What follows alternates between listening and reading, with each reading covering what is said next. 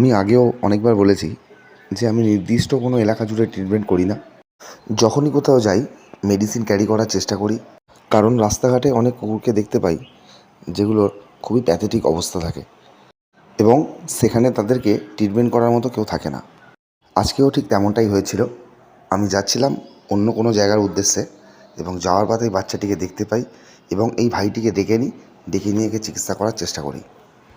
আজকের ভিডিওতে সেটাই দেখাবো।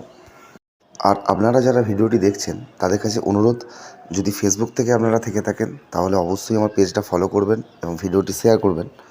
আর ইউটিউব থেকে যারা আছেন চ্যানেলটি ভালো লেগে থাকলে সাবস্ক্রাইব করুন এবং পাশে থাকা বেল আইকনটি প্রেস করুন, যাতে আরও ভালো ভালো ভিডিও নোটিফিকেশান আপনাদের সামনে আসতে পারে। এই বাচ্চাটির শরীর থেকে সমস্ত লোম উঠেই গিয়েছিল এবং তার সাথে এর একটি পা ক্ষত হয়ে পুরো পচে গিয়েছিল।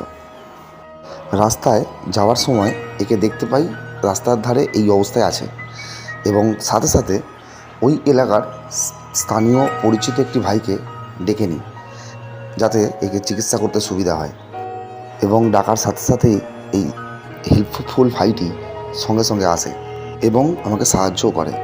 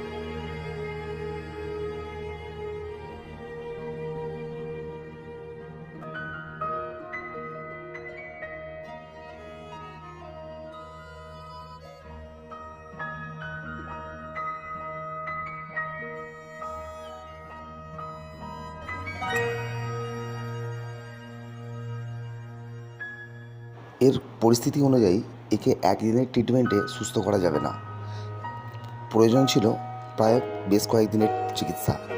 তাই একে উদ্ধার করে একটি সুরক্ষিত জায়গায় নিয়ে যাওয়া দরকার ছিল এবং উদ্ধার করার জন্য যে সমস্ত জিনিসপত্র টুলস লাগে সেই সমস্ত জিনিসপত্র অনেক দামি হয়, আমার একার পক্ষে সম্ভব হয়নি, তাই আমি কিনতে পারিনি। এবং একে উদ্ধার করার জন্য তাই এই পথটাই অবলম্বন করতে হয়। একে কিছু খাবারের লোভ দেখিয়ে একটু দূর অবধি নিয়ে যাওয়া হয়, এই ভাইটির কাছ অবধি যেখানে ভাইটি থাকে, যাতে একে সেফ ভাবে ওই জায়গায় রাখা যায়। আমার চ্যানেলটি যদি ভালো লেগে থাকে অবশ্যই সাবস্ক্রাইব করবেন, আর ফেসবুক থেকে যারা আছেন একটু শেয়ার করবেন।